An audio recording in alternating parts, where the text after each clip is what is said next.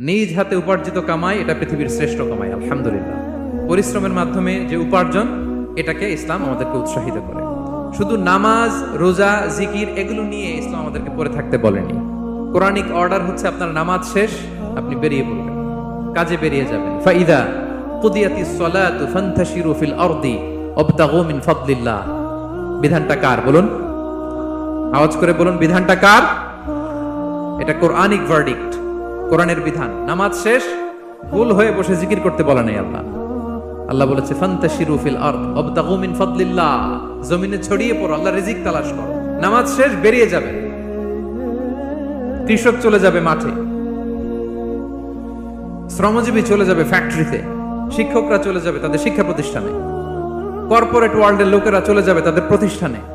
Development করতে হবে, civilisation করতে হবে।